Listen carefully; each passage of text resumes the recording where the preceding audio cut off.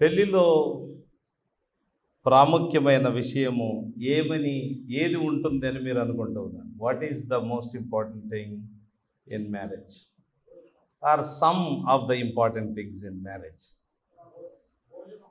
భోజనం, ప్రామిసెస్, పెళ్లి కొడుకు పెళ్లి కూతురు చేసుకునే ప్రమాణాలు. పాస్టర్ గారు లేకపోతే పెళ్లి జరగదు ప్రపంచంలో ఎక్కడైనా. కానీ క్రిస్టియన్ మ్యారేజ్ చేసుకోవాలంటే పాస్టర్ గారు ఉండాలి. ఓకే, ఇంకా సర్టిఫికేట్ కావాలి. ఓకే, ప్రభుత్వంలో ఏమైనా అవసరతలు రావచ్చు సర్టిఫికేట్తో. విదేశాలకు వెళ్ళాలంటే కూడా కొన్ని ఇలాంటి సర్టిఫికేట్స్ అవసరం ఉంటాయి. రైట్, సర్టిఫికేట్ కావాలి. బ్యాప్టిజం సర్టిఫికేట్ కావాలి. ఓకే, వివాహంలో ప్రమాణాలు క్రైస్తవ వివాహంలో చాలా ప్రాముఖ్యం. అందులో ఎవరూ కూడా దాన్ని కాదనలేరు. ఆ తర్వాత రెండవ ప్రాముఖ్యమైన అంశం ఏదైనా ఉందా అంటే అది భోజనం. ప్రమాణాలు దివ్యంగా చేసి పరలోకమందలి దేవదూతల్ని అబ్బురపరిచే రీతిలో చేసినా భూలోకంలో పెళ్ళికి వచ్చిన వాళ్ళకు మంచి విందు చేయకపోతే ఏం పెళ్ళండి ఇది? అందులోనూ ఫస్ట్ బ్యాచ్కి భోజనం అయిపోయింది అనుకుందాం. మీరు రెండవ బ్యాచ్లోనో మూడవ బ్యాచ్లోనో ఉన్నారు. చాలా దారుణంగా ఉంటుంది పరిస్థితి. ఆ విషయము కుటుంబీకులకు తెలుస్తుంది. ఎలాగో మొత్తం భోజనం అయిపోయిందని పెళ్లి కొడుకు తెలిసింది అనుకుందాం, లేదా పెళ్లి కొడుకు తెలిసింది అనుకుందాం. ఎంత సాడ్ అయిపోద్ది అంటే ఇంకా ఆ టైంలో ఏం చేయాలో తోచదు. ఈరోజు మనము కానా వివాహంలో విందు అనే అంశాన్ని గురించి నేర్చుకోబోతూ ఉన్నాం. యోహాను సువార్త 2వ అధ్యాయం 1వ వచనము నుండి 11వ వచనం వరకు ఉన్న ఆ లేఖన భాగాన్ని మనము ధ్యానం చేసుకుందాం. మొదట చదువుకుందాం. John's gospel chapter 2 verses 1 to 11. యోహాను సువార్త 2వ అధ్యాయము 1 నుంచి 11వ వచనం వరకు. 3వ దినమున గలిలయలోని కానా అను ఊరిలో ఒక వివాహము జరిగెను. Happy occasion. యేసు తల్లి అక్కడ ఉండెను. యేసును ఆయన శిష్యులను ఆ వివాహమునకు పిలువబడింది. ద్రాక్షరసం అయిపోయినప్పుడు యేసు తల్లి వారికి ద్రాక్షరసము లేదని ఆయనతో చెప్పగా యేసు ఆమెతో, అమ్మా, నాతో నీకేమి పని? నా సమయం ఇంకనూ రాలేదనెను. ఆయన తల్లి పరిచారకులను చూచి ఆయన మీతో చెప్పునది చేయుడనెను. యూదుల శుద్ధీకరణాచార ప్రకారము 2 3 తూములు పట్టు 6 రాతి బాణలు అక్కడ ఉంచబడెను. యేసు ఆ బాణలు నీళ్లతో నింపుడని వారితో చెప్పగా వారు వాటిని అంచుల మట్టుకు నింపిరి. అప్పుడు ఆయన వారితో, మీరిప్పుడు ముంచి విందు ప్రధాని యొద్దకు తీసుకుని పొండని చెప్పగా వారు తీసుకుని పోయిరి. ఆ ద్రాక్షరసం ఎక్కడి నుండి వచ్చనో ఆ నీళ్లు ముంచి తీసుకుని పోయిన పరిచారకులకే తెలిసినది గాని విందు ప్రధానికి తెలియకపోయెను గనుక ద్రాక్షరసమైన ఆ నీళ్లు రుచి చూచినప్పుడు ఆ విందు ప్రధాని పెళ్లి కుమారుని పిలిచి, ప్రతివాడును మొదట మంచి ద్రాక్షరసమును పోసి జనులు మత్తుగా ఉన్నప్పుడు జబ్బు రసము పోయును. నీవైతే ఇది వరకు మంచి ద్రాక్షరసము ముంచుకొని ఉన్నావని అతనితో చెప్పాను. గలిలయలోని కానాలో యేసు ఈ మొదటి సూచక క్రియను చేసి తన మహిమను బయలుపరచెను. అందువలన ఆయన శిష్యులు ఆయన యందు విశ్వాసముంచిరి. 4 విషయాలు ఇక్కడ మనకు కనబడతాయి. 1, సందర్భం పెళ్లి సందర్భం. అది మొదటి 2 వచనాల్లో ఆ విషయాన్ని చూస్తాం. తర్వాత సమస్య చిన్నది కాదు, చాలా పెద్ద సమస్య. పెళ్లి సందర్భం, పెద్ద సమస్య వచ్చి పడింది. ఇది అనుభవించిన వాళ్ళకే అర్థమవుతుంది. అంటే మీరు ఆహ్వానితులుగా వెళ్ళి అనుభవిస్తే అదొక రకం. సిటీలోనైతే మనం హోటల్కి వెళ్ళి మంచిగా కుటుంబంతో పాటు బిర్యానీ తిని, మనకు బిర్యానీ తినడం అలవాటు కాబట్టి మంచి బిర్యానీ తిని హ్యాపీగా ఇంటికి వస్తాం. సరే ఏమోలే అక్కడ దొరకలేదు, అక్కడ వెరైటీస్ ఉంటాయి, ఆ వెరైటీస్ ఇక్కడ తినకపోవచ్చు, కానీ సంథింగ్. బట్ ఎవరైతే మనల్ని భోజనాలకు పిలిచారో, విందుకు పిలిచారో వాళ్ళకు చాలా పెద్ద సమస్య అది. ఎందుకో చెప్తాను తర్వాత కూడా. మూడవది సహాయం. ఈ సహాయం కూడా పరిపూర్ణమైన సహాయం. పరిపూర్ణ సహాయం 6 నుంచి 10 వచనాల వరకు. ఆ తర్వాత పవిత్ర సూచన. ఇది సూచనగా యేసుక్రీస్తు ప్రభువు మొదటి సూచక క్రియ చేశాడు అని 2:11లో మనం చూస్తాం. పెళ్లి సందర్భం, పెద్ద సమస్య, పరిపూర్ణ సహాయం, పవిత్ర సూచన. మనం ఇప్పుడు టైం మెషిన్లోకి ఎక్కి 2000 సంవత్సరాల వెనక్కి వెళ్ళిపోవాలి. తూర్పు దేశాల్లో ఉన్న ఇశ్రాయేలు దేశంలోనికి వెళ్ళాలి. అందులోనూ ఇశ్రాయేల్ దేశంలో నార్దర్న్ పార్ట్లో, అంటే ఉత్తర ఇశ్రాయేల్ దేశంలో నజరేతుకు దాదాపుగా 8-9 మైళ్ళ దూరంలో ఉండే ఒక చిన్న గ్రామం. అది గలిలయ ప్రాంతంలో ఉండే గ్రామం. యేసు ప్రభువు పెరిగి పెద్దవాడయ్యాడు కదా, ఆ నజరేతు పట్టణ సమీపములో ఉండే గ్రామం. అక్కడ ఆ ఊరిలో ఒక వివాహం జరిగింది. వివాహం అనగానే ఆనందకరమైన వాతావరణం ఉంటుంది. ఈ మధ్యకాలంలో వివాహంలో సాయపడే వాళ్ళు, దోహదపడే వాళ్ళు, బంధువులు, ఇరుగు పొరుగు వారు మనకు కనుమరుగైపోతూ ఉన్నారు. కాబట్టి అంతా మనమే చేయలేక మనము గుత్తకు వేరే వాళ్ళకి ఇచ్చేస్తాం. మొత్తం అంతా కూడా మీరే చూసుకోండి, భోజనం అంతా మీరే చూసుకోండి, భోజనమే కాదు డెకరేషన్ కూడా మీరే, మేము ఊరికే అతిథుల్లాగా వస్తాం, పాలు పొందుతాం, మాకే లోటు లేకుండా చూసుకోండి అని వాళ్ళతో మనం గుత్తగా కొంత డబ్బు మాట్లాడుకొని ఇచ్చేస్తాం. అలా ఇవ్వడం వల్ల ఇక మనం కేవలం ఫొటోస్కి మాత్రమే పరిమితమై ఫోటో ఆనందం ఎక్కువైపోయింది ఈ దినాల్లో. ఫోటోలు తీసే వాళ్ళు ఆనందపడతారు. కొంతమందికి అదొక పిచ్చి ఉంటుంది, ఫోటోలు తీసే పిచ్చి. లేదా అంటే పిచ్చి అంటే మంచి పిచ్చే, దిస్ ఈజ్ గుడ్ పిచ్చి, మంచి అలవాటు. అంటే అదేం తప్పేం కాదండి, ఇదేం తప్పు కాదు, మంచిదే, గుడ్ పిచ్చి. సో ఫోటోలు తీసే పిచ్చి, కొంతమందికి తీయించుకునే పిచ్చి. వాళ్ళు పెళ్లి కొడుకు పెళ్లి కూతురు పక్కకు పెట్టి వేరే వాళ్ళు ఫోటోలు తీసుకోవడం కోసం ఒక ఏర్పాటు చేస్తారు కాదా. ఇప్పుడు మనం కూడా తీసుకున్నాం, అక్కడ పోయి ఇద్దరు భార్య భర్తలు ఇలా ఫోటోలు తీసుకుంటారు. బాగా అదొక వాళ్ళు పాపం మమ్మల్ని పట్టించుకోండి, ఎవరు వాళ్ళని పట్టించుకోవట్లేదని వాళ్ళు వాపోవాలి.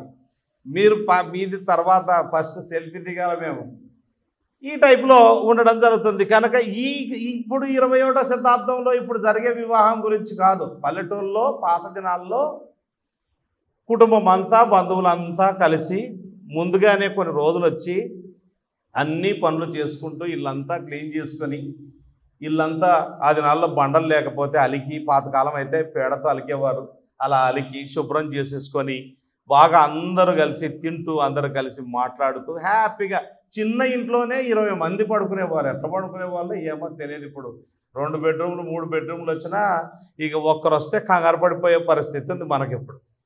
అంటే ఎక్కువైపోయే కొద్దీ ఇంకా మనకు చాలా మన సుఖాన్ని ఎన్నడూ విడిచిపెట్టలేము అన్నట్లుగా మనం భావిస్తూ ఉంటాం. కనుక మన మైండ్లో అందుకే టైం మిషన్లోకి ఎక్కి మనము 2000 సంవత్సరాలు వెనక్కి వెళ్ళాలి. పాతకాలం అది, పూర్వకాలం.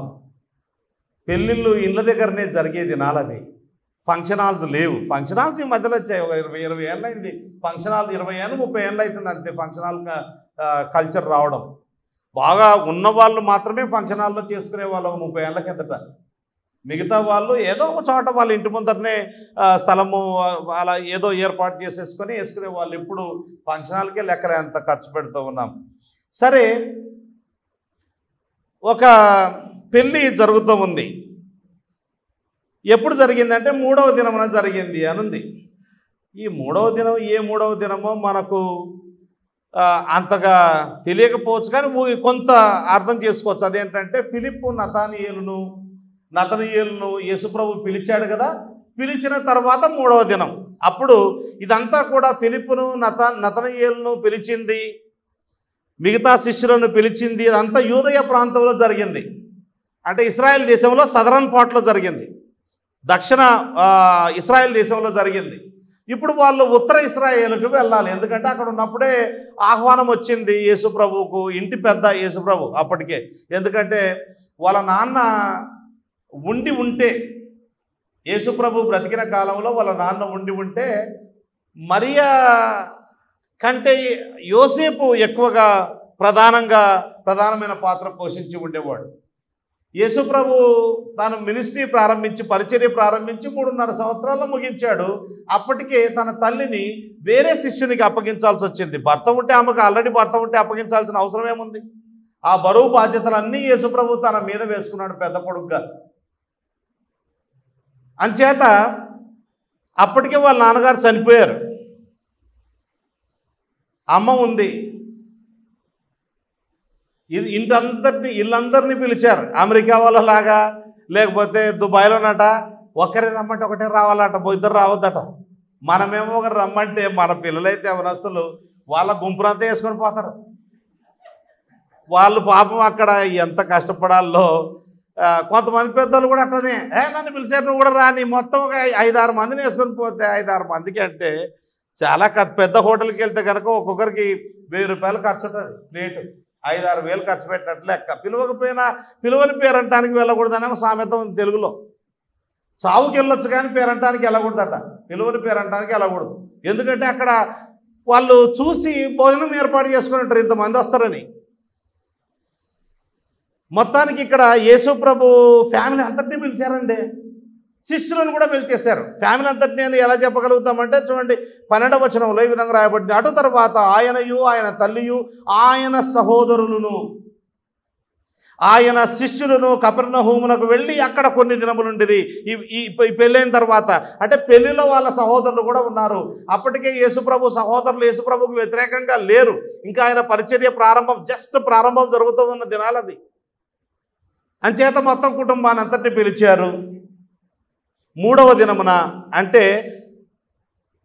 ఫిలిప్పు నతనయేలును పిలిచిన తర్వాత 3వ దినమున,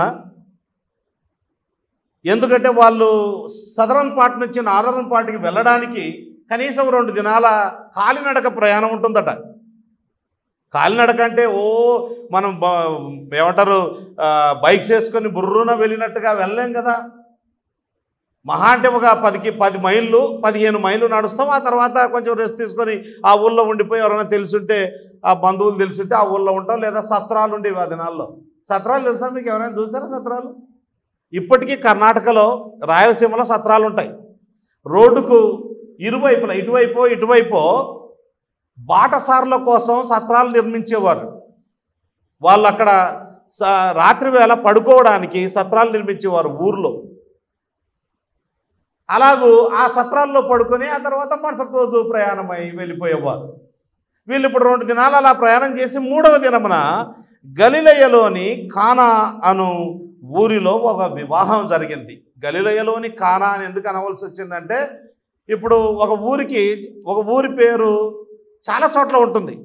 ఆత్మకూరు అనే పేరు ఆంధ్రకి వెళ్తే చాలా చోట్ల ఆత్మకూరు అనే పేరు ఉంటుంది.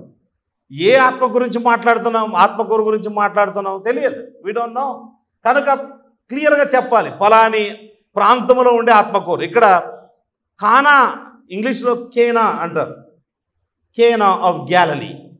కానా అనే ఈ ఊరు సిరియా ప్రాంతంలో కూడా కానా ఉందట. అది కాదు, గలిలయ ప్రాంతంలో ఉండే కానా. ఇశ్రాయేల్ దేశంలో గలిలయ ప్రాంతంలో ఉత్తర ప్రాంతంలో ఉంటుంది. ఆ ఊళ్ళో ఒక వివాహము జరిగింది. ఈ వివాహము ఎవరిది అన్న డీటెయిల్స్ మనకు లేవు. అయితే కొన్ని కొన్ని చోట్ల ఈ వివాహము ఎవరిది అన్న డీటెయిల్స్ కొన్ని చోట్ల ఇవ్వబడ్డాయి. కొన్ని కాప్టిక్ గాస్పుల్స్లో అవి మనకు దేవుడు దైవావేశపరచి మనకి ఇవ్వలేదు. కానీ ఎలా రాశారంటే ఆ రాసిన ఇన్ఫర్మేషన్ ఎలా ఉంది అంటే ఐ విట్నెస్ రాసినట్టుగా ఉంది, చూసిన వాడు సజీవ సాక్షి రాసినట్టుగా ఉంది. అందుచేత అది కట్టుకథ కాదేమో, అది నిజమైనదేమో, కానీ దేవుడు దైవావేశపరచలేదు కాబట్టి ఆ డీటెయిల్స్ అన్నీ కూడా పెద్ద మనకేమీ అవసరం లేదు. కానీ ఏం రాశారు, బైబిల్ వెలుపట కొన్ని గ్రంథాల్లో ఆ దినాల్లో ఏం రాశారంటే ఈ పెళ్ళి ఎవరిదో కాదు, యోహాను సువార్త రాసిన యోహాన్దే. ఆయన పెళ్ళే, యేసుప్రభు శిష్యుడు అయ్యాడు ఆయన. ఇప్పుడు ఆయన పెళ్ళికి యేసుప్రభుని పిలిచాడు, మిగతా శిష్యులను పిలిచాడు. శిష్యులు దాదాపు 6 మంది ఉన్నారు ఇప్పుడు ఆయనతో పాటు లెక్కేసుకుంటే. ఇంకా చాలామంది, ఇంకా 6 మంది రాలేదు. యోహానుదే. ఈ యోహాను ఎవరు అంటే సలోమే అనే ఆమె కొడుకు. వాళ్ళ నాన్న పేరు యోహాను, వాళ్ళ నాన్న పేరు జబదయి. ఈ సలోమే ఎవరు అంటే మరియకు, యేసు తల్లి అయిన మరియకు సోదరి. అంటే మరి ఒక పెద్దమ్మ అనుకుందాం. యోహాను సువార్త రాసిన యోహానుకు పెద్దమ్మ. ఇక పెద్దమ్మ అన్నప్పుడు పిలవకుండా ఉంటారా? నేను అనుకుంటా ఆమె పెద్దమ్మనే అయి ఉండొచ్చేమో. ఎందుకంటే ఈ వివాహంలో అక్కడ సమస్య రాగానే మొట్టమొదటిగా విషయం తెలిసింది ఆమెకే. అంటే ఆమె పెద్ద ఆవిడగా బాధ్యతలన్నీ కూడా తన భుజాన వేసుకొని ఆ వివాహం అంతటినీ పర్యవేక్షిస్తుంది. అందుకే కాబోలు ఆమె యేసుప్రభు దగ్గరికి వచ్చి వారికి ద్రాక్షరసం అయిపోయింది అని చెప్పింది. సరే, ఏది ఏమైతేనేమి, వివాహం ఎవరిదైతేనేమి, సర్వసాధారణంగా యూదుల యొక్క వివాహం ఎన్ని రోజులు ఉంటుందో తెలుసా? ఒక్క పూటకు మనం అన్నం పెట్టలేక ఎంత బాధపడిపోతాం అంటే దాన్ని లెక్కలేసుకొని నువ్వెంతయి నేనింతయి వేస్తావా లేదా, నువ్వెంత వేసినావు అని కొట్లాట. దాని కొరకు కూడా నువ్వు ఎట్లా తక్కువ వేసావు అని 7 రోజులు జరుగుతుంది. యూదుల వివాహం 7 రోజులు జరుగుతుంది. 7 రోజులు మాంసాహారం పెడతారా అన్నది పక్కకు పెడితే 7 రోజులు ఆనందం. ఎంత బాగుంటుందో చూసుకోండి. నెక్స్ట్ పెళ్లి చేసుకునే వాళ్ళు కొంచెం ఆ కోణంలో ఆలోచించుకోండి. 7 రోజులు వివాహం చాలా బాగుంటుంది వివాహం. అందుకే నేను కొంతమంది వివాహం చేసుకున్నప్పుడు నేను చెప్పే కొంతమందికి ఏంటంటే, మీ ఇంట్లో బ్రేక్ఫాస్ట్ చేయండి, లంచ్ చేయండి, let the church members come and eat breakfast and lunch. Happy ఉంటుంది. తిండిలోనే సహవాసం, ఆనందం ఉంటుంది. పరలోకంలో కూడా భోజనం ఉంటుంది. ఆహా, ఎంత అద్భుతం. మనము ప్రభువుతో కూడా భోజనపు బల్ల దగ్గర కూర్చొని భుజిస్తాం. Oh there will be great joy over the food. అసలు ఫుడ్ లేకుండా ఏ ఫంక్షన్ కాదు అది, వాస్తవానికి చెప్పాలంటే. అందుకే ఆ దినాల్లో యూద బోధకులు చెప్పేవారట, where there is no wine there is no joy, so the joy is last.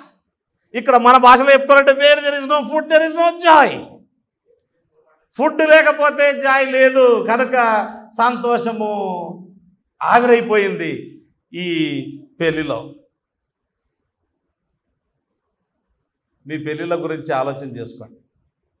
మీ పెళ్ళిళ్ళు జరిగినప్పుడు ఎట్లా జరిగింది, ఏంటి, మీరు ఎంత సంతోషంగా ఉన్నారు అనేది ఆలోచించుకోవచ్చు. ఓకే, సర్వసాధారణంగానంట యూదులు పెళ్ళిళ్ళు చేస్తే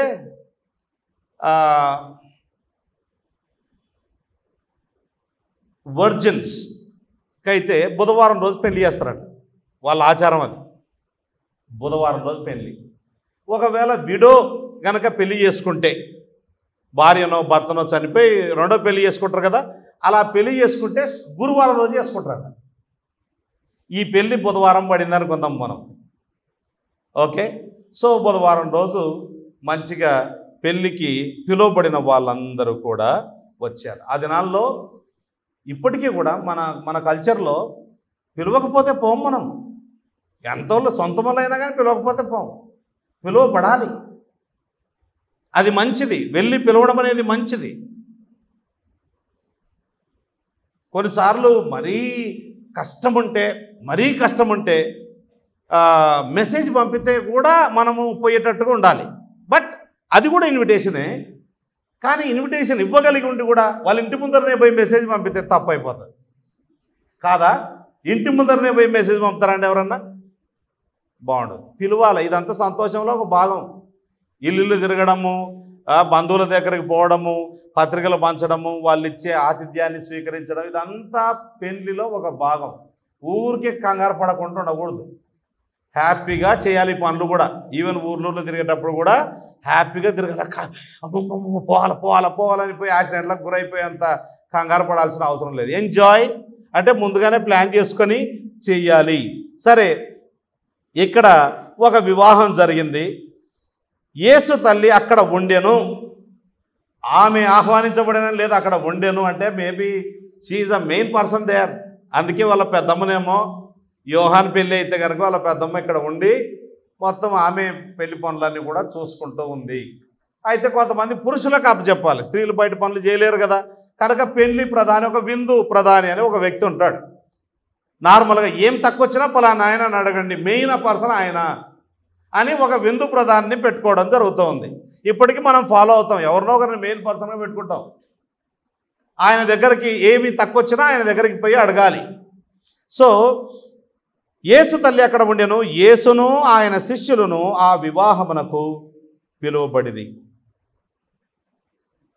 వీళ్ళు చేసిన చాలా మంచి పని ఇది. యేసును పిలిచారు, ఆయన శిష్యులను పిలిచారు, ఆహ్వానించారు. ఆయన వెంట 6 మంది శిష్యులు ఉన్నారు అప్పటికే. ఈ పెళ్లి కొడుకు ఒకడైతే 5 మంది, మిగతా 5 మంది శిష్యులు ఉన్నారు. వారందరినీ పిలిచారు. వాళ్లకు భోజనములో ఇప్పుడు మనం పెళ్లి భోజనం పెట్టేటప్పుడు చికెన్ ఐటమ్స్ కొన్ని, మటన్ ఐటమ్స్ కొన్ని, వెజిటేరియన్ ఐటమ్స్ కొన్ని, రోటీ పెడతాం. మనం ఇక్కడ రోటీ పెట్టే అలవాటు ఉంది ఈ ప్రాంతంలో. సో రోటీ పెట్టే అలవాటు ఉంది. కొన్ని ప్రాంతాల్లో రోటీ పెట్టే అలవాటు లేదు. కొన్ని ప్రాంతాల్లో స్వీట్లు పెడతారు. మన దగ్గర ఇక్కడ తెలంగాణలో స్వీట్ కానీ ఏదైనా లాస్ట్లో పెట్టడం జరుగుతుంది. కొన్ని ప్రాంతాల్లో రాయలసీమలో స్వీట్ ఫస్ట్ పెడతారు. First sweet, you have to eat sweet first.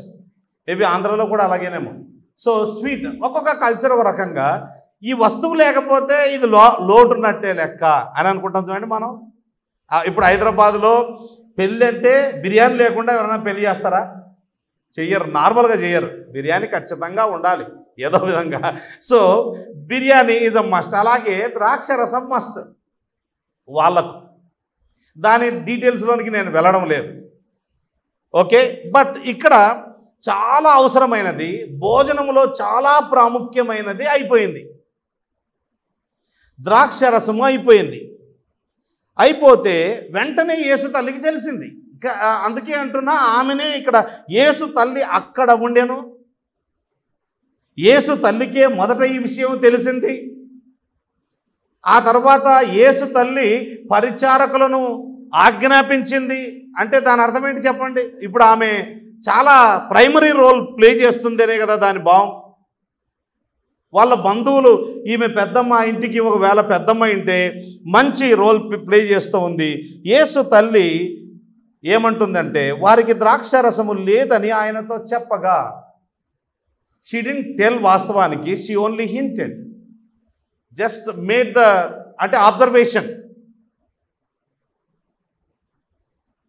No my, ద్రాక్షరసం అయిపోయింది అని ఆయనతో చెప్పింది. ఆ దినాల్లో ఇది చాలా పెద్ద లోటట. ఎంత పెద్ద లోటు అంటే, ఈ తూర్పు దేశాల్లో ఆతిథ్యానికి పెద్దపీట వేస్తారు. వచ్చే అతిథికి ఏ మాత్రం లోటు కలగజేయకుండా చూసుకోవాలి. వివాహములో ప్రధానమైన భోజనమే అయిపోయింది అనుకుందాం. ఇప్పుడు మన భాషలో చెప్పాలంటే బిర్యానీ అయిపోయింది, ఇవేమి లేదు తినడానికి పెద్దగా. అలాగ ప్రధానమైన భోజనము, ఆ ఐటము అయిపోతే ఆ ఇంటి వారికి, ఆ పెళ్లి ఇంటి వారికి చాలా అవమానకరం అది. It is an embarrassing situation. మన దగ్గర అయితే వెంటనే బాగా డబ్బులు ఉంటాయి కాబట్టి, లేదా బియ్యం అని ముందే రెడీ పెట్టుకుంటాం కాబట్టి, అక్కడ వంట వాళ్ళను కూడా మీరు ఇక్కడే ఉండండి, అవసరమైతే చేయాలి అని చెప్తాం కాబట్టి, వాళ్ళతో వెంటనే చేయించి, కొంచెం ఆలస్యంగా చేయించి కానీ ఏదో ఒకటి తీసుకొని వచ్చి వాళ్ళకు భోజనం చేస్తాం. లేదా బయట హోటల్లో మనము ఆర్డర్ చేసి బిర్యానీ తెప్పించగలిగే పరిస్థితి ఇక్కడ ఉంటుంది. కానీ పల్లెటూరులో 2000 సంవత్సరాల కిందట ఊహించండి వాళ్ళ పరిస్థితి ఎంత దారుణంగా ఉంటుందో. ఇప్పుడు పోయి ఎక్కడి నుంచి తీసుకొని రావాలి అనుకొని గెస్టులు వస్తారు. మన దేశంలో కానీ ఇతర దేశాల్లో, తూర్పు దేశాల్లో నార్మల్గా ఒకరిని పిలిచామంటే ఇంకా వాళ్ళ వెంట మొత్తం దండంతా కూడా దిగే అవకాశం ఉంటుంది. అనుకోకుండా మనమేమో ఒకరిని ఇద్దరిని లెక్కేసుకుంటే ఓ 10 మంది వచ్చారనుకోండి, అట్లా ఒక 5-6 కుటుంబాల నుంచి అలా వచ్చేసారనుకోండి. ఆ దినాల్లో పెద్ద పెద్ద కుటుంబాలు వస్తే మనకు 50 మందికి భోజనం తక్కువైపోతే, ఆ చిన్న ఊరిలో 50 మందికి భోజనం తక్కువైపోతే ఎంత కష్టం. అలాంటి పరిస్థితి ఏర్పడింది. ఆ దినాల్లోనట ఒక చట్టం కూడా ఉండేదట. ఆ చట్టం ఏంటంటే, దీనికి అంతటికీ బాధ్యత అబ్బాయి, అమ్మాయి కుటుంబం కాదు. అబ్బాయే భోజన ఏర్పాట్లన్నీ చేయాలి. సో అబ్బాయి కుటుంబము ఇక్కడ భోజన ఏర్పాట్లు చేయాలి. అయితే వాళ్ళు మాట్లాడుకునేటారు, అమ్మాయి కుటుంబం అబ్బాయి కుటుంబం ఏమేం భోజనాలు చేయాలని ముందే మాట్లాడుకుంటారు కదా. అలా మాట్లాడుకున్నప్పుడు ఒక లీగల్ ట్రీటీ చేస్తారట వాళ్ళు. యూదుల్లో అలాంటి పద్ధతి కూడా ఉండేదట. అంటే ఒక బాండ్ పేపర్ తీసుకొని దాని మీద రాసుకుంటారు, ఇలా ఈ భోజన పదార్థాలు మనం పెట్టాలి. పెట్టలేదనుకోండి గొడవలు చేస్తారట. గొడవలు చేయడం మాత్రమే కాదు, కోర్టుకు లాగుతారట. ఆనాటి కల్చర్ అది, వాళ్ళ సంస్కృతి. ఇప్పుడు ఈ ఇంటి పరిస్థితి కోర్టుకు లాగే పరిస్థితి కూడా వచ్చింది అని అనుకోవచ్చు. పల్లెటూరులో నేను చూశాను, ఈ భోజనాలు తక్కువైపోతే ఇంకా అబ్బాబ్బా రెచ్చిపోయి కొట్లాడి, మాకు అన్నం పెట్టవను, అయిపోయిందా, ఎట్లా అయిపోకూడతావు నువ్వు అని అటు చేసి ఇటు చేసి, లేకపోతే భోజనం పెట్టేటప్పుడు తక్కువ పెట్టి ఇట్లా చూసిండు అనుకోండి, ఇంకా కొట్లాడతాం. కొట్లాడకపోతే ఆనందం లేదనే భావన కూడా ఉంది కొన్ని ఊర్లలో. అరే ఏమి చప్పగా ఉంది, ఎవడు కొట్లాడలేదు ఈ పెళ్ళిలో అన్నట్టు పల్లెటూరులో. ఇప్పుడు లేదులేండి అలాగా, అది అవమానకరం. So it's a huge problem that the small family, లేకపోతే ఈ చిన్న పేద కుటుంబం. నార్మల్గా ఆ ప్రాంతం అప్పుడంతా వీళ్ళంతా కూడా చాలా పేదలే, పెద్ద ఉన్నోళ్ళేం కాదు. వ్యవసాయ ఆధారిత కుటుంబాలు. వర్షం వస్తేనే కానీ బ్రతకడానికి అవకాశం ఉంటుంది, లేకపోతే చాలా కష్టం. వాళ్ళు తినడానికి తిండి కూడా చాలా కష్టంగా ఉన్న దినాలు అవి. అలాంటి దినాల్లో ఇంత పెద్ద అవమానం వాళ్ళు ఎట్లా ఫేస్ చేయాలి, ఎలా అని ఆలోచన చేస్తూ ఉన్నప్పుడు యేసు తల్లి వచ్చి యేసు ప్రభువుకు ఆ ఇన్ఫర్మేషన్ ఇవ్వడం జరిగింది. అప్పుడు యేసు అంటాడు, అమ్మా నాతో నీకేమి పని. ఇంగ్లీష్లో, తెలుగులో చాలా బాగుంది, బ్యూటిఫుల్గా. అమ్మా అంటే మంచి పదమే. ఇంగ్లీష్లో ఉమెన్ అని ఉంటుంది. చాలా తల్లిని పట్టుకొని అలా మాట్లాడతారేంటి, అంత మర్యాద లేకుండా అన్నట్టుగా ఉంటుంది. కానీ యాక్చువల్గా అక్కడ వాడబడిన పదం అది కాదు. ఆ పదానికి అర్థం ఏంటంటే మ్యామ్ అని అర్థం, లేదా లేడీ అని అర్థం. మరి తల్లిని మ్యామ్ అనడం ఏంటి, లేడీ అనడం ఏంటి అని అంటే, మరియా గుర్తించని విషయం ఏంటంటే, యేసుకు మరియకు మధ్యలో ఉండే సంబంధంలో ఆ మార్పు, ఆమె వాళ్ళ మధ్యలో కలిగిన మార్పు ఆమెకు తెలియదు. ఆమె తన కుమారుడే అనుకుంటుంది, పెద్ద కుమారుడే అనుకుంటుంది. యేసు ప్రభు అప్పటికే భారం మోస్తున్నాడు, కుటుంబ భారం, పెద్ద కొడుకుగా కుటుంబ భారం మోస్తున్నాడు. ఆమెకు తెలుసు ఏం చేయగలుగుతాడు ఆయన. ఏదైనా అలాంటి కొదవ వస్తే వెంటనే రక్కన ఆయన ప్రవేశించి అందులో ఏమైనా చేయగలుగుతాడు అనేది అలాంటిది తెలుసు. ఇక్కడ మదర్ సన్ రిలేషన్షిప్ కాదు. యేసుప్రభు ఆల్రెడీ పరిచర్యలో ప్రవేశించాడు, బిలీవర్ అండ్ గాడ్ రిలేషన్షిప్. అందుకే ఆ పదం వాడడం జరిగింది, నాతో నీకేమి. అక్కడ వాడబడిన ఆ మాట ఏంటంటే, ఇప్పుడు దయ్యాలు యేసుప్రభుతో అన్నారు కదా, నీతో మాతో నీకేమి పని. దెర్ ఇస్ అసలు నీ స్థాయి వేరు, మా స్థాయి వేరు. నాతో మీకేమి, అలాంటి భావన. ఇక్కడ ఆమెకి ఇంకా ఆ విషయం అర్థం కాలేదు. ఇక్కడ యేసుప్రభువు ఆమెను గద్దిస్తున్నాడు అన్నట్టుగా భావించకూడదు. ఏమని భావించాలి అని అంటే, అమ్మా దానికి సమయం ఉంది, నా సమయం ఇంకా రాలేదు అన్నప్పుడు ఆమెకు వెంటనే లూకాసు వార్త 2వ అధ్యాయం, యేసుప్రభు 12 ఏళ్ల వయసులో ఉన్నప్పుడు 3 రోజులు ఆయన తప్పిపోయాడని గ్రహించి తిరిగి వచ్చారు కదా. అప్పుడు అడిగితే ఏంటి ఇక్కడ ఉన్నావు అని ఒక మాట చూడండి. అక్కడ వాళ్ళు అడిగిన మాట 2వ అధ్యాయంలో, బంధువుల్లో ఉన్నాడు అని ప్రయాణం చేశారు. ఒక దినమంతా ప్రయాణం సాగిపోయి ఆ తర్వాత వెతికారు, కనబడినందువల్ల తిరిగి యెరూషలేముకి వచ్చారు. 3 దినములైన తర్వాత ఆయన దేవాలయంలో బోధకుల మధ్య కూర్చొని వారి మాటలను ఆలకించు వారిని ప్రశ్నలు అడుగుతూ ఉండగా 12 ఏళ్ల వయసులో చూచి ఆయన మాటలు వినిన వారందరూ ఆయన ప్రజ్ఞకును ప్రత్యుత్తరములకును విస్మయమందరి. ఆయన తల్లిదండ్రులు ఆయనను చూచి మిక్కిలి ఆశ్చర్యపడిరి. ఆయన తల్లి అంటుంది, కుమారుడా, మమ్మును ఎందుకు ఇలాగు చేసితివి? ఇదిగో నీ తండ్రియు నేను దుఃఖపడుచు నిన్ను వెదకుచుంటుమని ఆయనతో చెప్పగా, ఆయన మీరేలా నన్ను వెదకుచుంటిరి? నేను నా తండ్రి పనుల మీద ఉండవలనని మీరు ఎరగరా? This is the time. తన తండ్రి పనుల మీద ఉండవలసిన సమయం ఇది. ఆ విషయము చాలా ఏళ్ళయింది కదా, 12 ఏళ్ల వయసులో చెప్పాడు. ఇప్పుడు ఆయనకు 30 ఏళ్ల వయసు వచ్చింది. ఈ వయసులో చెప్పినప్పుడు మధ్యలో ఆ తల్లి మర్చిపోయింది. తర్వాత she must have understood very clearly. ఆ మాట చెప్పగానే, ఓ యేసుక్రీస్తు ప్రభు పుట్టినప్పుడు నక్షత్రం జ్ఞానులకు కనబడిన అంశం, జ్ఞానులు వచ్చి ఆయనను ఆరాధించిన అంశం, దూతలు పరలోకము నుండి దిగివచ్చి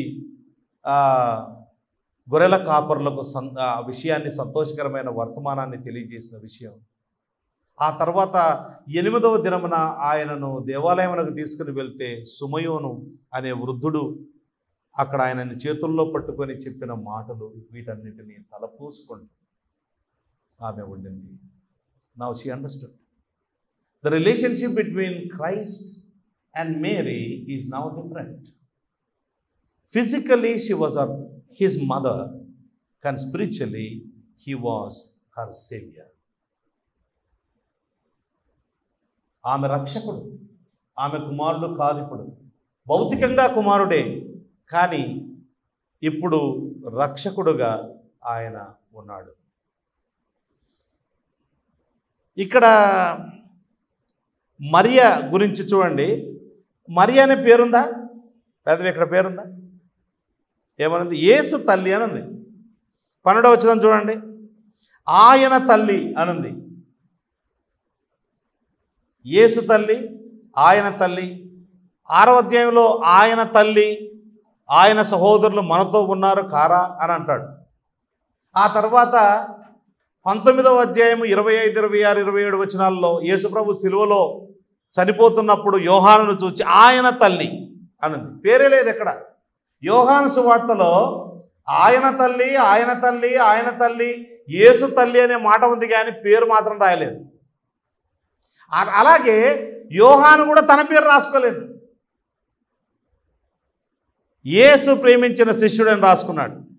ఎందుకు ఇలా జరిగి ఉండొచ్చు అని అంటే, దేవుడు ఆత్మావేశము చేత ఈ మాటలు కావాలని అలా రాసి ఉండవచ్చు.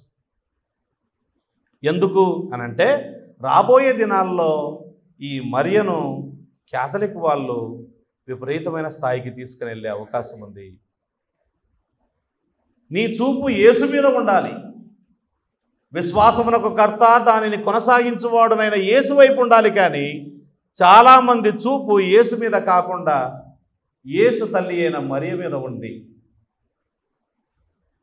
అందుచేత దేవుడే ఉద్దేశపూర్వకంగా ఆమె పేరు కూడా అక్కడ రాయించకుండా ఊరికే యేసు తల్లి. ఆ తర్వాత ఆమె చెప్పిన మాటలకు యేసు ప్రభువు స్పందించిన విధానం కూడా, ఆమె ఇంకో మాట ఉంటుంది, అక్కడ పరిచారకులను పిలిచి ఆయన చెప్పునది మీరు చేయుడి అని వారితో చెప్పడం జరిగింది.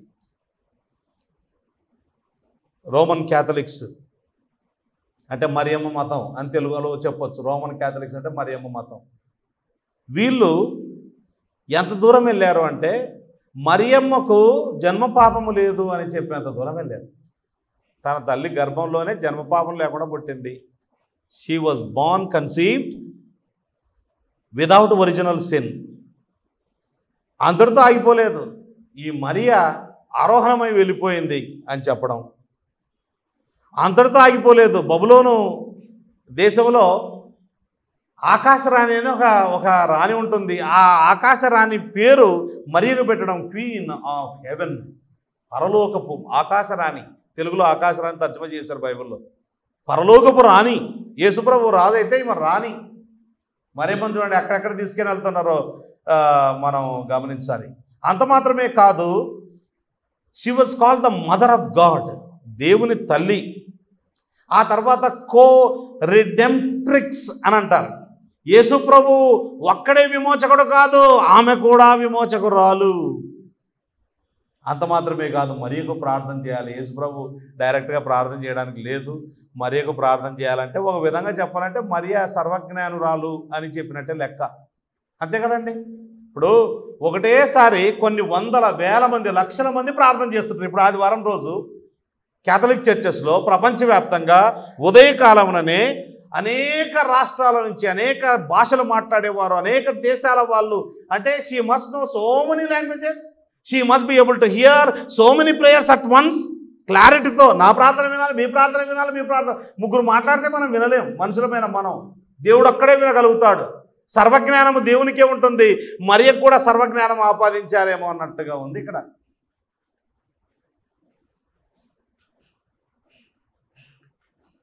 ఆమె అద్భుతాలు చేసినట్టుగా, అనేకమైన అద్భుతాలు చేసినట్టుగా రాశారు. పోపు, ప్రీస్టులు, ప్రజలు ఆమె విగ్రహం ముందట క్యాండిల్స్ వెలిగిస్తారు. బై ద వే, ఈ క్యాండిల్స్ వెలిగించడం అనే ఈ కాన్సెప్ట్, చచ్చిపోయినప్పుడు కూడా క్యాండిల్స్ వెలిగిస్తారు కదా, ఈ కాన్సెప్ట్ ఇంకా రోమన్ క్యాథలిక్ నుంచి బయటకు రాలేదని తెలియజేస్తుంది మనం. We have not come out of Roman Catholicism complete. ఆమె విగ్రహం ముందర సాగిలపడడం. అంత మాత్రమే కాదు, ఇప్పటికీ కూడా క్యాథలిక్స్లు వాళ్ళు ఏం చేస్తారంటే ఒక మాల ఉంటుంది, బీడ్స్, ఇలా అన్నప్పుడల్లా hail Mary, hail Mary, hail Mary, hail Mary, hail Mary, hail Mary, hail Mary, hail Mary, రోజంతా హెయిల్ మేరీ, హెయిల్ మేరీ. యేసుప్రభు కాదు, hail Mary, hail Mary, hail Mary అనుకుంటూ ఉండడం జరుగుతూ ఉంది. సెయింట్ బర్నార్డ్ అనే ఒక వ్యక్తి చెప్పిన మాటలను చాలా సీరియస్గా తీసుకున్నారు వాళ్ళు. It is God's will that we should receive all things through Mary అన్నాడు ఆయన.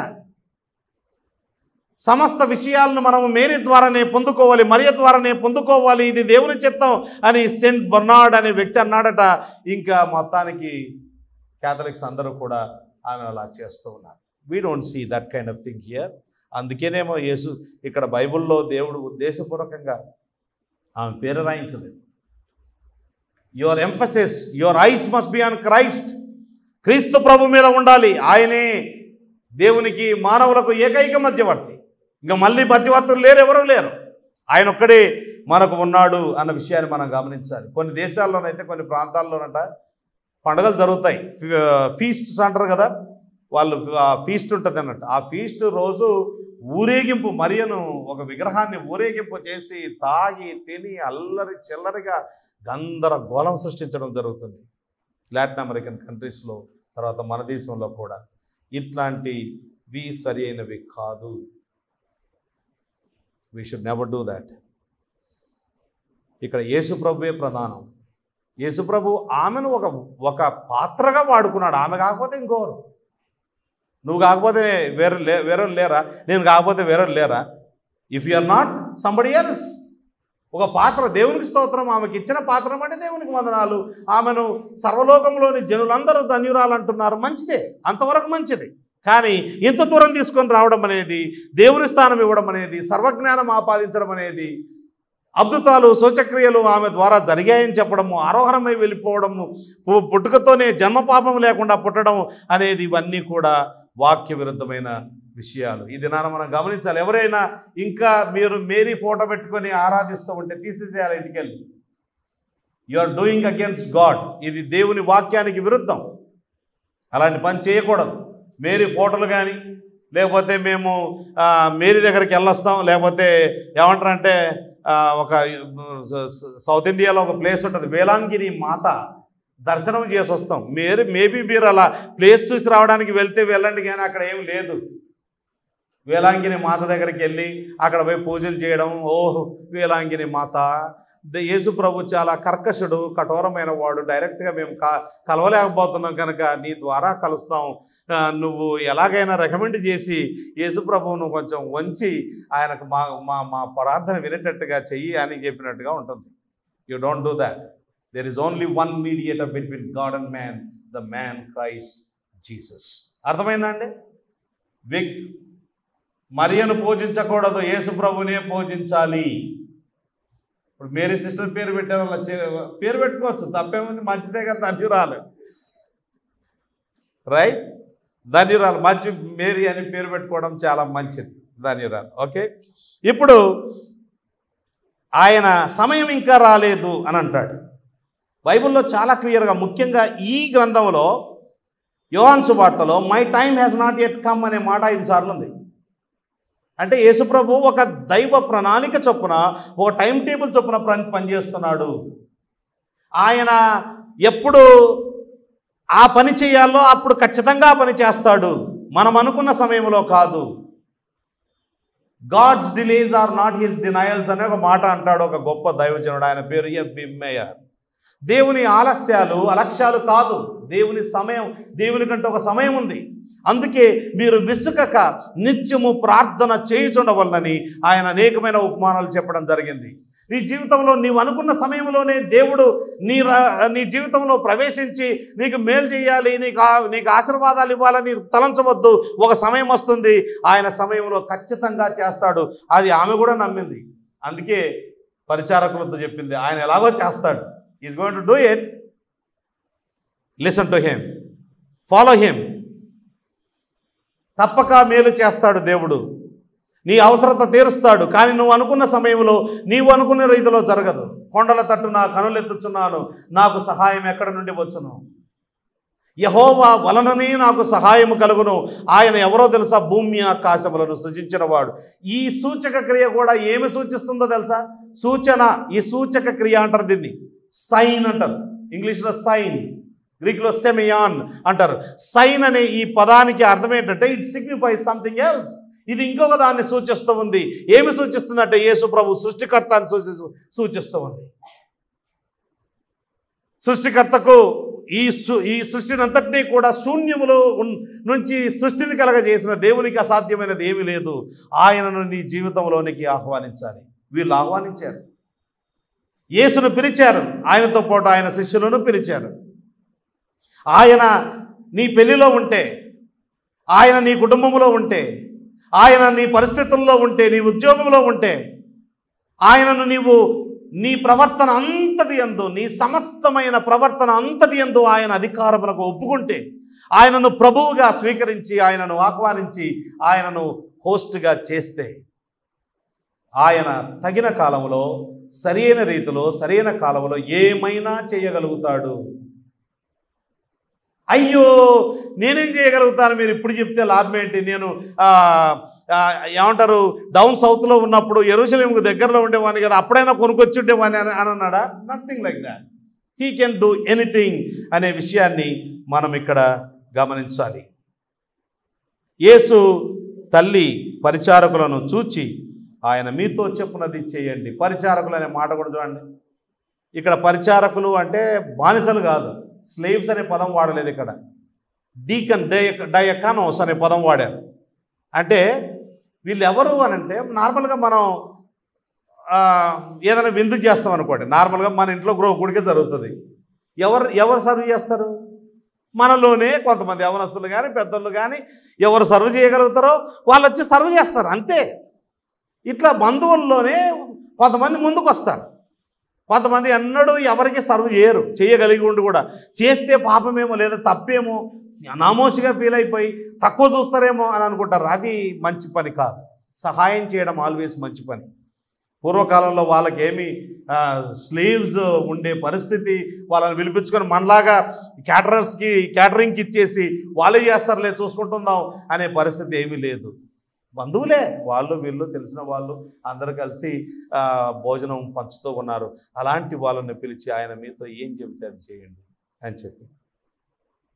ఇప్పుడు యూదుల శుద్ధీకరణాచారం ప్రకారం 2 3 తూములు, తెలుగులో ఈ పదానికి మీకు ఎవరికైనా అర్థం తెలిస్తే చెప్పాలి. ఇప్పుడు నాకు తూములు పట్టు 6 రాతి బాణలు అక్కడ ఉంచబడాను. రాతి బాణలు ఉండేవి. నేను రాతి బాణలు మా ఏరియాలో ఇప్పటికీ కూడా ఎద్దులకు రాతి బాణలు ఉంటాయి. అంటే కొంచెం ఆ రాతితోనే తొలిపిస్తారు దాన్ని. ఇప్పటికీ కూడా ఉన్నాయి. రాతితోనే తొలిపించే ఆ కల్చర్ ఉంది.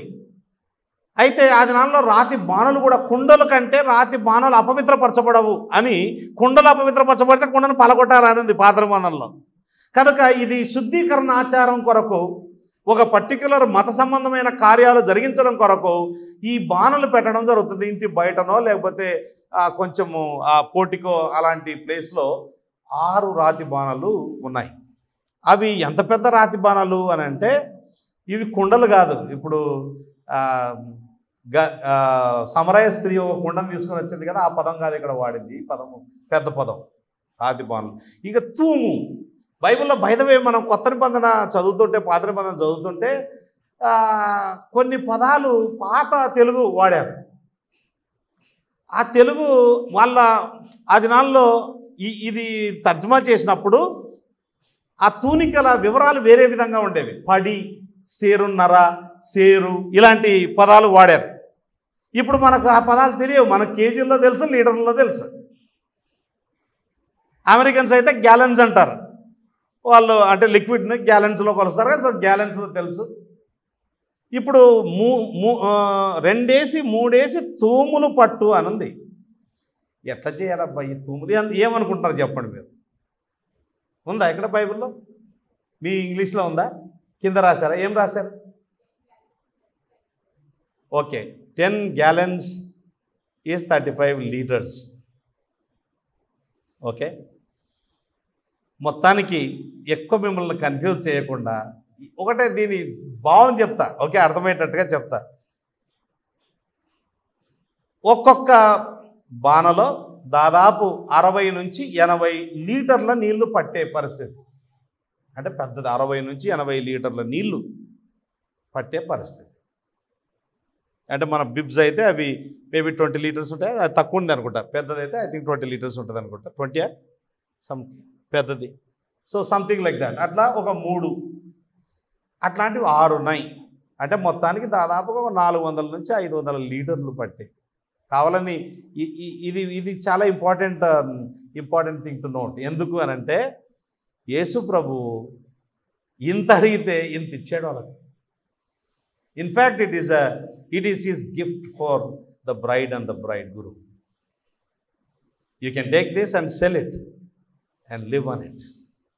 సమోన్ ఎంతమంది ఇంత ద్రాక్షరసము మరి విపరీతంగా తాగకూడదు. వాళ్ళు బైదవే తాగుబోతులు బైబిల్లో క్లియర్గా ఉంది. తాగుబోతులు దేవుని రాజ్యంలో ప్రవేశించరు.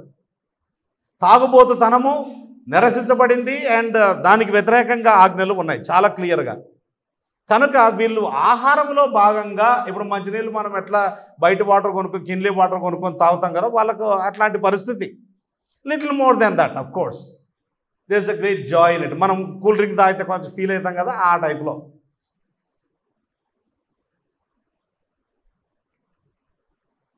యేసు ప్రభువు అంత కార్యం చేశాడు. యేసు ఆ బాణలు నీళ్లతో నింపుడని వారితో చెప్పగా వారు వాటిని అంచుల మట్టుగా నింపిరి. అంటే ఇంకా పైన ఏమో పోసి మార్చారు అని చెప్పకుండా కంప్లీట్గా ఇట్లా పొర్లి పారేటట్టుగా నీళ్ళు పోసారు ఆ పరిచారకులు. అంటే బంధువులే, వాళ్ళు వీళ్ళు తెలిసిన వాళ్ళు బంధువులు ఉంటారు కదా, సాయం చేసేవాళ్ళు. అంచుల మట్టుకు నింపారు. అప్పుడు ఆయన వారితో మీరిప్పుడు ముంచి విందు ప్రధాని యుద్ధకు తీసుకొని పోండి అని చెప్పాడు. వారు తీసుకొని పోయారు.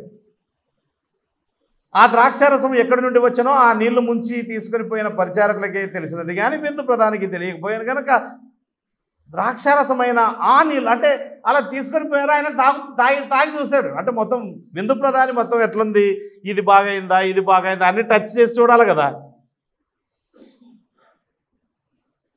చికెన్ బాగా ఉడికిందా, ఫ్రై బాగుందా లేదా, బిర్యానీ ఇంకా పలుకు ఉందా, బియ్యము మంచిగా ఉడికిందా, చక్కగా ఉందా, ఏంటి అన్నీ చూస్తారు కనుక అవన్నీ చూసి కొంచెం అలా టేస్ట్ చేసి టచ్ చేసి చూసే వ్యక్తి. సో ఈయన బాగా దాన్ని చూసిన తర్వాత ద్రాక్షారసమైన నీళ్లు రుచి చూసినప్పుడు ఆ విందు ప్రధాని పెళ్లి కుమారుని పిలిచాడు. పెళ్ళి 7 రోజులు అవుతుంది అన్నాం కదా. ఫస్ట్ చిన్నప్పుడు మాటలు అవుతాయట, ఇదిగో మీ అమ్మాయిని మా అబ్బాయికి ఇవ్వాలని. ఇప్పుడు పాతకాలంలో అనుకునేవాళ్ళు కదా. ఇప్పుడు అన్నకు కూతురు పుట్టింది అనుకోండి, ఈ అబ్బాయి ఇక్కడ అబ్బాయి పెద్దది అనుకుంటే పెద్దవాడు అనుకుంటే మాట్లాడుకునేవాళ్ళు. ఇప్పుడు అవన్నీ లేవు, అంతా కల్చర్ అంతా పోయింది. నువ్వు అట్లాంటి మాట మాట్లాడద్దు, అది ఎత్తకూడదు. పాతకాలంలోనైతే ఖచ్చితంగా ఫస్ట్ అట్లా మాట్లాడుకున్న తర్వాత వాళ్ళు నో అంటేనే పెళ్ళి. సో అది జరిగిన తర్వాత అది వీళ్ళ పెళ్లి కొడుకు ఏం తెలియదు, పెళ్లి కూతురికి ఏం తెలియదు, తల్లిదండ్రులు మాట్లాడుకుంటారు. ఆ తర్వాత బెట్రోతలు జరుగుతుంది. ఎంగేజ్మెంట్ కంటే స్ట్రాంగ్ అది.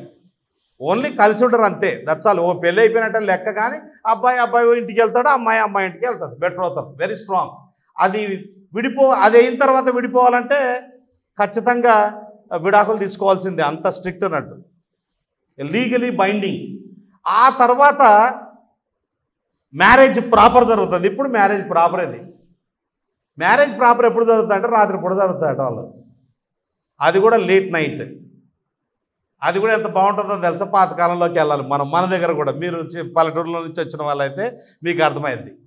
ఓకే, నడుచుకుంటూ అబ్బాయి బంధువులు వాళ్ళు వీళ్ళు అంతా కలిసి పెద్ద గుంపే నడుచుకుంటూ అమ్మాయి దగ్గరికి అమ్మాయిని తీసుకొని పోవడానికి వస్తారు. అంతకంటే ముందు ఈ మధ్యలో బెట్రోతలు అయిపోయిన తర్వాత ఆయన అమ్మాయిని తీసుకొని వచ్చి ఒక రూమ్లో పెట్టాలి కదా. సో ఇంటికి పక్కలో ఒక రూమ్ కట్టుకునే వాళ్ళంట. ప్రతి ఇంట్లో ఆ దినాల్లో అందరూ కలిసే ఉండేవాళ్ళు కదా.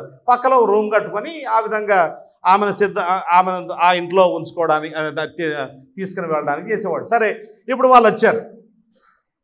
వచ్చేటప్పుడు ఊరికి రారే, చాలా హంగామా, చాలా మ్యూజిక్ ఉంటుంది, చాలా పాటలు ఉంటాయి. తర్వాత మధ్యలో ఇంకా వాళ్ళను ఆపి వీళ్ళు అంటే వాళ్ళ బల ప్రదర్శన చేయడం, కర్రసాము తిప్పడం, పల్లెటూరులో అయితే అలాంటివన్నీ చేసేవాళ్ళు కదా. అవన్నీ చేసేవారు. చాలాసేపులు పడుతుంది. పోనీయరులను యూదులు కూడా అలాగే చేసేవారు. నేను చదివానంతా. సో అలా మొత్తానికి మళ్ళీ పెళ్లి కొడుకు పెళ్లి కూతురు ఆ 7 రోజులు రాజు రాణిలాగా చూస్తున్నట్టు వాళ్ళు. రాజు రాణి వాళ్ళు చెప్పిందే వేదం అంతే. ఇంకా నాకు ఇది కావాలంటే తెచ్చేయాల్సిందే. పెళ్లి కొడుకుని బాధ పెట్టారు, పెళ్లి కూతురుని బాధ పెట్టారు. ఏదో బాగుంది, 7 రోజులైనా హ్యాపీగా ఉంటాం వరకుంటున్నారేమో కొంతమంది. సో మంచి వాళ్ళకు ఈవెన్ వస్త్రాలు వేసి కిరీటాలు పెడతారట. యు ఆర్ రియలీ పెళ్లి కొడుకు పెళ్లి కూతురు అని, అంటే రాజు రాణి అని ఆ విధంగా. సో ఇప్పుడు రాత్రి వస్తారు. వచ్చి ఇంకా ఆ అమ్మాయిని పెళ్ళి కొడుకు ఫ్రెండ్, బ్రైడ్ గ్రూమ్ ఫ్రెండ్ వెళ్ళి ఆ అమ్మాయిని తీసుకొని వచ్చి ఆ అమ్మాయి చేతిని అబ్బాయి చేతిలో పెడతాడు. ఆ అమ్మాయి ఇంకా మళ్ళీ వాళ్ళ కుటుంబం అంతా కలిసి పెళ్లి కొడుకు ఇంటికి వస్తారు. అక్కడ విందు స్టార్ట్ అవుతుంది. ఇప్పుడు ఆ విందులో రాత్రిపూట ద్రాక్షరసం అయిపోతే యేసుక్రీస్తు ప్రభు అద్భుతంగా, మీకు కావాల్సింది ఒక 50 మందికో 20 మందికో తక్కువైందా, నేను 2000 మందికి సరిపోయేంత చేస్తా. You can drink as much as you can sell it. This is my gift for you. యేసు ప్రభువుకు ఆయన పుట్టినప్పుడు గిఫ్ట్ ఇచ్చారు. ఇప్పుడు ఆయన గిఫ్ట్ ఇస్తున్నాడు. ఆ పరిచర్యలో మొట్టమొదటిగా ఆయనే వాళ్ళకెళ్ళి సమృద్ధి అని గిఫ్ట్ ఇస్తున్నాడు. పాత నిబంధనలో మోషే నీళ్లను రక్తంగా మార్చాడు. అది దేవుని ఉగ్రతకు సూచన. God is going to punish you. Water turned into blood. ఇక్కడ యేసు ప్రభు నీళ్లను ద్రాక్షరసంగా మారుస్తూ ఉన్నాడు. అంటే దాని అర్థం ఏంటంటే యేసుక్రీస్తు ప్రభు ఆనందాన్ని, సంతోషాన్ని నీ జీవితంలోనికి తీసుకొని వస్తున్నాడు. రక్షణ ఆనందం ఇక్కడ ఈయన రక్షకుడుగా మనకు కనబడుతూ ఉన్నాడు.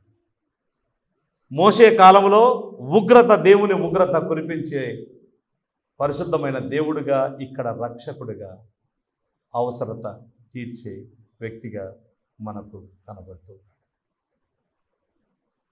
సర్వసాధారణంగా ఆ దినాల్లో ఎవరైనా కానీ ఫస్ట్ మంచి ద్రాక్షరసం పోసి ఆ తర్వాత మనం కూడా అంతే కదా, భోజనాలు బాగున్నప్పుడు మంచిగా వేసేస్తాం. ఆ తర్వాత నీళ్ళు పోస్తారు. కొంతమంది అయితే నీళ్ళు పోస్తారండి బాబు, ఇంకా నువ్వు తినవో నీ ఇష్టం అన్నట్టుగా పప్పులో నీళ్ళు పోసేస్తారు. మంది ఎక్కువైతే మజ్జిగ పలసన అని ఒక సామెత. మంది ఎక్కువైతే మజ్జిగ పలసన నార్మల్గా అట్లుంటుంది. కానీ నువ్వేంటయ్యా బాబు, ఎంత మంచి ద్రాక్షరసం ఏనడిది, నా జీవితంలోనే టేస్ట్ చేయలేదు. ఎంత అద్భుతమైన ద్రాక్షరసం ఇప్పటి వరకు ఉంచుకున్నావు ఏంటంటే ఆయనకు తెలిస్తే కదా, పాపం ఆయనకు కూడా తెలియదు. ఇదంతా యేసుక్రీస్తు ప్రభువు చేసిన సూచక క్రియ. దానికి మొత్తం రెస్పాన్స్ అవన్నీ ఏం రాయలేదు. ఓన్లీగా మొత్తం కన్క్లూజన్ ఏంటంటే, గలిలయలోని కానాలో యేసు ఈ మొదటి సూచక క్రియను చేసి తన మహిమను బయలుపరిచింది. సూచక్రియలు ఊరికనే చేయలేదు, తన మహిమను బయలుపరచుకోవడం కోసం చేయడం జరిగింది. ప్రజల కుతూహలత్వాన్ని సంతృప్తిపరచడం కోసం యేసు ప్రభు ఏ మిరకల్ చేయలేదు, ఒక ఉద్దేశం చేత చేశాడు.